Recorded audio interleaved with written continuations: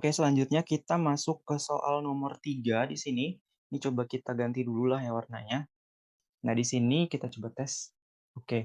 Nah, di sini kalau teman-teman gambarnya buram ya, silakan teman-teman atur 720 ya kualitasnya. Nah, di sini soal nomor 3, lengkapilah baris ke-15. Baris ke-15 itu kan yang ini ya. Baris ke-15 agar program tersebut menampilkan keluaran atau output seperti pada baris ke-26 sampai dengan baris ke-30. Nah, jadi di sini tuh akan tampil kayak gini outputnya ketika di running. Dia membentuk suatu segitiga siku-siku ya. Nah, ini sebenarnya sudah saya pernah bahas di video mengenai perulangan bersarang ya. Jadi perulangan bersarang sudah saya jelaskan. Nah, di sini kita diminta untuk melengkapi pada baris yang ini. Nah, pada baris yang ini nih, kita diminta untuk melengkapi. Nah, ketika kita lihat ya bahwa di sini itu kita tahu bahwa untuk perulangan for yang pertama ini, dia itu menandakan jumlah yang mendatarnya.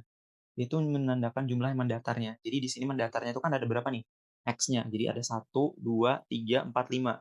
Oke, nah jadi yang mendatarnya ini, itu totalnya ada 5. Kayak gitu. Nah, karena di sini itu dimulainya dari 1, maka di sini berapa nih kira-kira? Nah, jadi kita tahu bahwa di sini tuh ada n-nya gitu ya. N-nya itu kan batas akhirnya. Jadi ini batas awalnya, nilai awalnya, dan di sini nilai akhirnya, dan ini increment. Nah, nilai akhirnya di sini tuh kita tahu bahwa 5 ya. Jadi nilai akhirnya itu adalah 5. Di sini tuh n-nya itu sama dengan 5, kayak gitu. Nah, cuman kita diminta nih menentukan itu ada berapa gitu. Nah, kalau kita mulai dari 1, supaya nanti tampilnya di situ sebanyak 5, gimana caranya? Jadi kan di sini 1, 2, 3, 4, 5. Nah, berarti kan nanti si I yang ada di sini, untuk bagian yang sini ya, jadi I itu apakah kurang dari 5? Apakah dia I-nya kurang dari 5? Kalau dia kurang dari 5, berarti yang diambil cuma 4 aja gitu kan. Nah, karena di sini tuh ada 5, berarti di sini tuh I-nya harus kurang atau sama dengan 5. Jadi di sini I kurang atau sama dengan 5. Sekarang coba kita cek pilihan gandanya. Nah, di sini N tadi itu kan sama dengan 5 ya. Jadi N-nya itu sama dengan 5. Nah, kita lihat, kita tahu bahwa tadi I itu kurang atau sama dengan 5. Jadi di sini sudah saya tulis ya. Jadi di bagian sini I kurang atau sama dengan 5, berarti di sini sama dengan I atau kurang sama dengan N gitu ya. Jadi jawabannya adalah yang C. Nah, kalau teman-teman lihat untuk bagian yang di sini itu nggak mungkin ya teman-teman.